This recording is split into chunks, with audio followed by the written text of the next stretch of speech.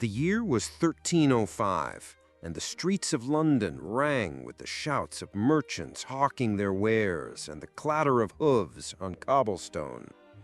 But on that August morning, the air was set to fill with a different sound, the roar of a bloodthirsty crowd gathered to witness one of the most infamous executions in history.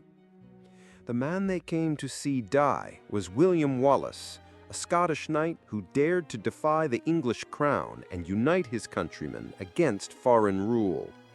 What happened that day was not just an execution, but a meticulously staged theater of cruelty designed to destroy both a man and the symbol he embodied. Popular imagination, shaped by Hollywood films and romantic tales, has turned Wallace's final moments into something almost noble, a swift death for a brave hero. But the reality was far darker and infinitely more brutal. King Edward I, known as Longshanks, crafted Wallace's punishment not merely as retribution, but as a message meant to echo through generations. This was to be a death so horrific, so public, and so thoroughly documented that it would serve as a warning to all who dared challenge English authority. The chosen method, hanging, drawing, and quartering, was a punishment reserved for traitors and represented the absolute pinnacle of judicial cruelty in medieval England. It was not just the ending of a life, it was the systematic destruction of human dignity, the eradication of hope, and the creation of a spectacle so terrifying it was meant to haunt Scotland's collective memory for centuries. Today we cast aside the myth and confront the unflinching reality of William Wallace's final hours.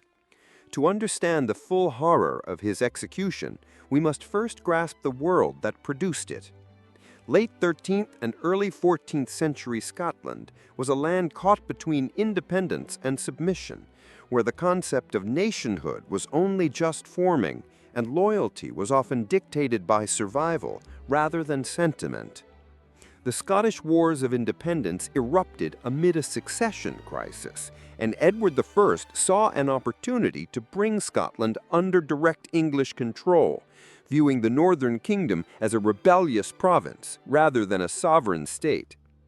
William Wallace emerged from this chaos not as a nobleman seeking power, but as a minor landowner driven by personal loss and national outrage.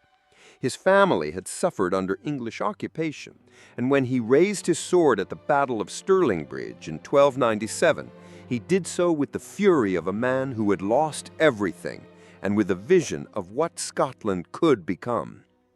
His victory was not just tactical, it was symbolic, proving that English heavy cavalry could be defeated and that Scottish independence was not merely a dream. But Edward I was not a king who tolerated defiance. Known for his ruthless suppression of Welsh resistance and the expulsion of Jews from England, Longshanks understood that rebellion was like fire. If not fully extinguished, it could spread. Wallace's success not only needed to be undone, it had to be transformed into a cautionary tale. The English king had to demonstrate that challenging his authority would lead to consequences so dire they would deter future generations from even contemplating resistance. The political context of 1305 was key to understanding Wallace's fate. By then, most of Scotland's nobles had already submitted to Edward's authority, deeming compliance preferable to annihilation. Wallace's continued resistance made him not just an enemy of England, but an embarrassment to the Scottish aristocracy that had chosen submission. His capture became a priority not only for military reasons, but for political necessity. His very existence called into question the legitimacy of Scotland's capitulation. The hunt for William Wallace spanned years, employing a vast network of spies, informants, and collaborators. Edward I offered a substantial reward for Wallace's head, and the English administration in Scotland worked systematically to isolate him from potential supporters. The net tightened as former allies turned away, driven by fear, greed, or simply the desire to survive in a world where association with Wallace became synonymous with death. Betrayal, as is often the case in such stories, came from within. In August 1305, Wallace was captured near Glasgow, likely through the treachery of Sir John Menteith, a Scottish knight who had submitted to English authority. The exact circumstances remain debated among historians, but the outcome was clear. The man who had become the symbol of Scottish resistance was in English hands. His capture was celebrated in London as a great victory, but for Edward I, it was merely the prelude to what he intended as Wallace's ultimate humiliation. The journey from Scotland to London was itself a form of torture, designed to break Wallace's spirit before his final punishment. Bound and heavily guarded, he was paraded through English towns, where crowds gathered to gawk at the notorious Scottish rebel. This was psychological warfare in its most calculated form, turning a hero into a spectacle, a leader into a curiosity. By the time he reached London, Wallace had endured weeks of humiliation, but his ordeal was far from over. The trial of William Wallace was a legal farce, yet it served a crucial propaganda purpose for the English crown. Held at Westminster Hall on August 23, 1305, the proceedings were conducted in Latin, a language Wallace likely did not understand. He was charged with high treason, murder, sacrilege, arson, and other crimes against the English crown. The irony was not lost on contemporaries. Wallace was tried for treason against a king he never acknowledged as his sovereign. When given the chance to speak, Wallace reportedly declared that he could not be guilty of treason against Edward I, as he had never been his subject. This defiant response sealed his fate, though in truth the outcome was predetermined. The trial was a piece of theater, staged to give a veneer of legality to a preordained execution. The judges, all appointed by Edward I, had no intention of showing mercy to the man who symbolized Scottish defiance. The charges against Wallace were carefully crafted to justify the severity of his punishment. Treason was the gravest crime, punishable by the full horror of hanging, drawing, and quartering. Additional accusations of murder and sacrilege tied to his attacks on English soldiers and clergy were meant to paint him as a criminal rather than a warrior.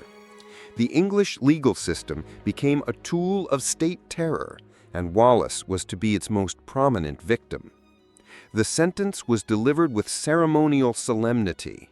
Wallace was to be dragged through the streets of London, hanged by the neck but not to death, disemboweled while still alive, beheaded, and his body quartered into 4 parts.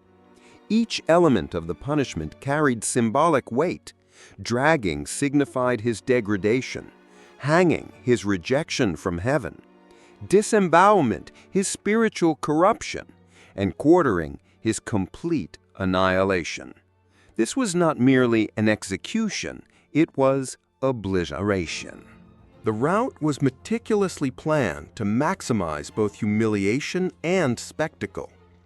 From the Tower of London, where he was held, the procession wound through the city's busiest districts to ensure as many people as possible witnessed his disgrace. The cobblestones tore at his flesh as he was dragged behind horses, leaving a bloody trail marking his final journey. The crowds lining the streets included the curious, English patriots, and those who simply reveled in others' suffering. Medieval executions were public events, serving as both entertainment and a stark reminder of royal power. Spectators jeered and hurled refuse at Wallace as he passed, behavior encouraged by authorities, eager to make his final moments as degrading as possible. This was state-sanctioned cruelty on a staggering scale. The procession moved slowly to allow the crowd to gather and prolong Wallace's torment. Contemporary accounts describe him as conscious throughout this ordeal, his gaze fixed somewhere distant, as if he saw something beyond the immediate horror of his situation. Whether this was defiance, resignation, or sheer shock remains unknown. But witnesses noted that he never cried out or begged for mercy, a detail that later became part of his legend. At Smithfield, London's traditional execution site, a scaffold had been erected specifically for Wallace's death. The crowd here was larger and louder than along the route, with vendors selling pies and ale to spectators who had claimed prime spots hours earlier. The carnival atmosphere was deliberate. English authorities wanted Wallace's death remembered not as martyrdom, but as a triumph of English justice and power. The executioner, a professional, likely experienced in dozens of such killings, began his work with practiced cruelty. Wallace was first hanged by the neck, but the rope was positioned to cause strangulation rather than a quick death by a broken neck. The crowd watched as he struggled for breath, his face turning purple, his body convulsing in the universal dance of death by asphyxiation. But just as consciousness began to fade, he was cut down, still alive, still aware. What followed was the most horrific part of the ordeal. While Wallace remained conscious, the executioner began the process of drawing. With a sharp knife, he slit open the abdomen and began methodically removing internal organs. Contemporary accounts claim the victim's screams were unlike anything witnesses had ever heard, a sound born from the depths of human suffering. The executioner held up each organ to the crowd before tossing it into a fire prepared for this purpose. The symbolism of burning Wallace's entrails was deliberate. In medieval thought, the intestines were seen as the seat of emotions and compassion. By burning them before Wallace's eyes, the executioner symbolically destroyed his humanity, reducing him to less than human in the crowd's view. The smell of burning flesh and organs filled the air, adding another layer of horror to an already nightmarish scene. Throughout this ordeal, Wallace remained conscious, his eyes open and aware, even as his body was systematically destroyed. Some sources claim he continued to speak, though what he said has been lost to history. The executioner's skill lay not only in inflicting maximum pain, but in keeping the victim alive as long as possible. Death was to be a release, not the culmination of suffering. Finally, with grim mercy, the executioner moved to complete his ghastly task. His head was severed with a single precise stroke of a sharp axe, ending his torment. Even after death, the humiliation continued. Wallace's head was raised for the crowd to see, blood still dripping from the severed neck, before being set aside for later display. His body was then hacked into 4 parts, each piece shown to the crowd like meat in a butcher's shop. The disposal of Wallace's remains was as calculated as the execution itself. His head was dipped in tar for preservation and mounted on a pike at London Bridge, where it remained for years as a warning to those who might contemplate resisting English authority. The 4 parts of his body were sent to different Scottish towns, Newcastle, Berwick, Stirling, and Perth, where they were publicly displayed as a reminder of the fate awaiting rebels. This distribution of Wallace's body parts was not mere cruelty, it was a form of political communication. Each fragment served as a message to local populations, a physical reminder of England's power and the consequences of defiance. The English understood that symbols could be as potent as armies, and Wallace's dismembered body became a symbol of English dominance over Scotland. The immediate aftermath of Wallace's execution was exactly what Edward I had hoped for. The brutal spectacle achieved its goal. Scottish resistance seemed to crumble under the weight of such a devastating display of English might. Many who had supported Wallace either fled the country or submitted to English rule, concluding that no cause was worth such a horrific death. The execution successfully turned a symbol of resistance into a warning against rebellion. But Edward I miscalculated the Scottish reaction to Wallace's martyrdom. Instead of quashing resistance, the cruelty of his execution actually fueled it. The sheer horror of his death became a rallying cry for those who refused to accept English domination. Robert the Bruce, who would later become King of Scotland, was reportedly spurred to action by the spectacle of Wallace's execution, seeing in it the true face of English rule. The manner of Wallace's death also influenced the tactics of future Scottish resistance. The lesson was clear. Capture by the English meant torture and humiliation beyond imagination. This knowledge led to a more desperate and determined form of warfare, where Scottish fighters preferred death in battle to surrender. Wallace's execution birthed a culture of no quarter, where mercy was neither expected nor given. The political repercussions extended beyond Scotland. Other European kingdoms observed Wallace's execution with both interest and horror, seeing it as a demonstration of English methods that could easily be applied to them. The brutality of the execution became part of England's reputation, contributing to an isolation that later complicated its foreign policy. Edward's message of strength was received, but so too was a message of cruelty. The historical documentation of Wallace's execution is extensive, drawn from numerous contemporary sources that provide a strikingly detailed picture of the event. The Lanark Coast Chronicle, written by English monks, describes the execution with clinical precision, noting the crowd's reactions and the duration of Wallace's suffering. These accounts, though biased toward the English perspective, offer valuable insight into medieval views on justice and punishment. Scottish sources, though less numerous, provide a different perspective on the execution. The Chronicle of John of Fordun portrays Wallace as a martyr who faced death with dignity and courage, emphasizing his refusal to beg for mercy or renounce his cause. These accounts, while romanticized, reflect the impact of Wallace's death on Scottish national consciousness and the transformation of a military defeat into a moral victory. The defeat was transformed into a moral victory. The legal records of Wallace's trial and execution, perhaps the most objective accounts of the events, are preserved in the National Archives of England. These documents reveal the meticulous planning that preceded both the trial and the execution itself.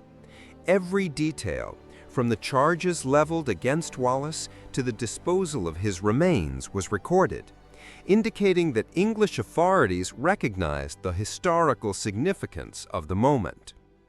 Eyewitness accounts, both English and Scottish, add further layers of detail to the execution's description. Some describe the bloodthirsty enthusiasm of the crowd, while others note the apparent dignity with which Wallace faced death.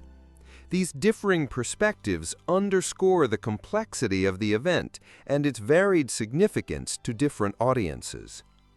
The legacy of William Wallace's execution extends far beyond the immediate political consequences of his death. In the centuries that followed, his story became a foundational myth of Scottish nationalism, inspiring generations of Scots to resist foreign domination.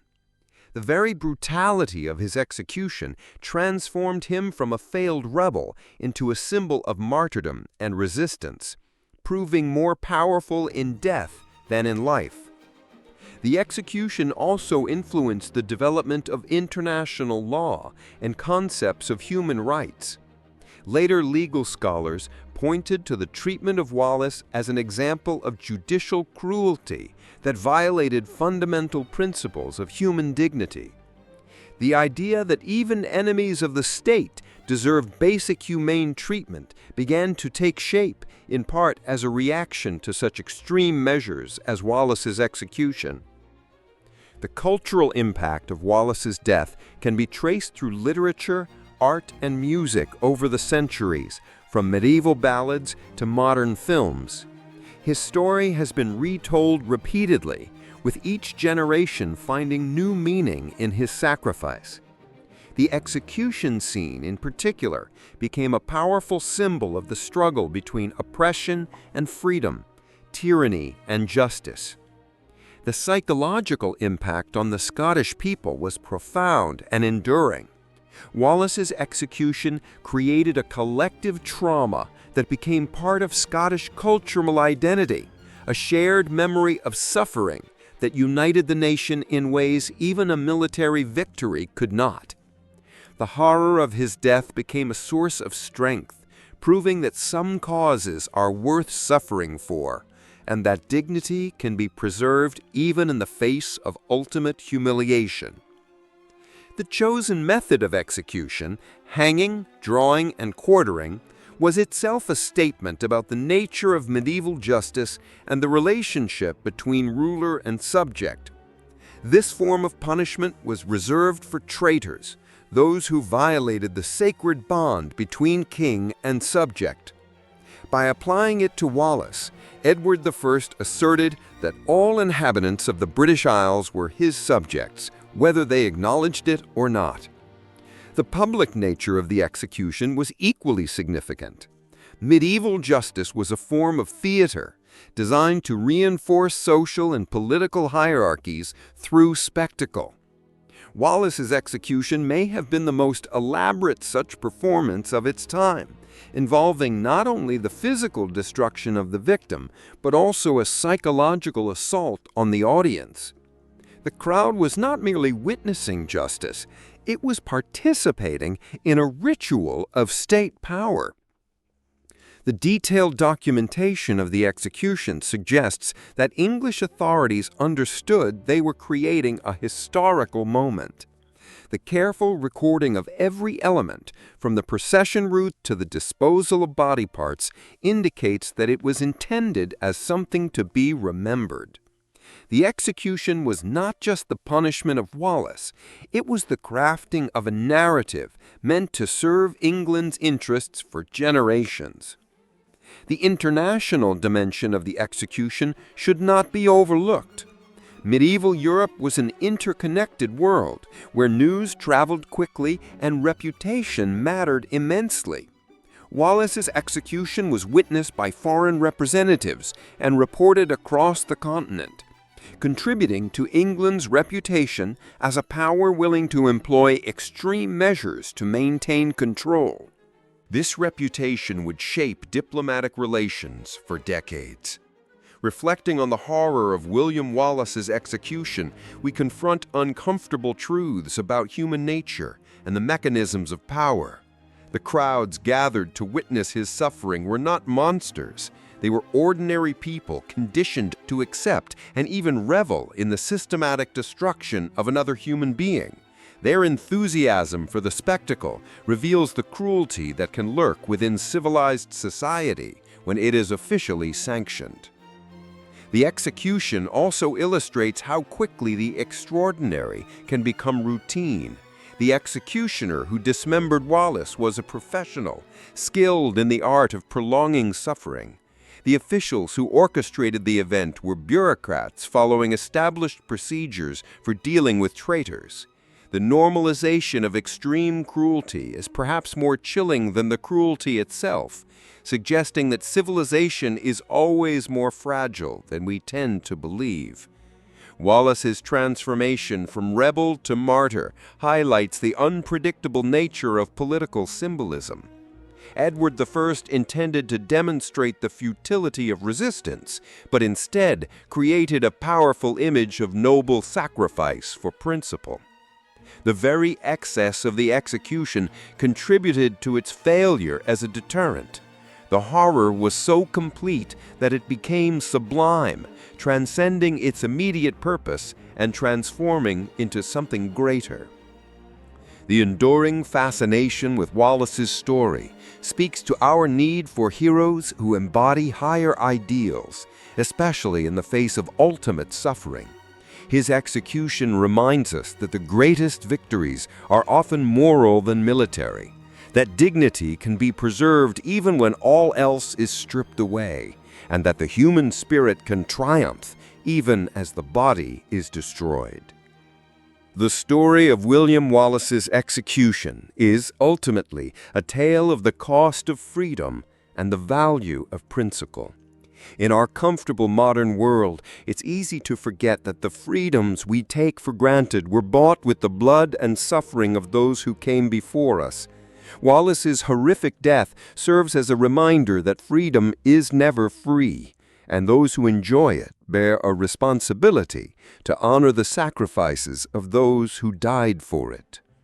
Today, as we face our own challenges to freedom and human dignity, Wallace's story remains relevant.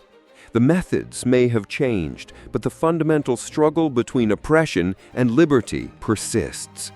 His execution reminds us that there are principles worth suffering for, causes worth dying for, and that the choice between freedom and security is one every generation must make for itself. The bloodied cobblestones of medieval London still echo with a message. There are things worth paying any price for, and the human spirit, even when broken, can inspire others to carry on through the darkest night.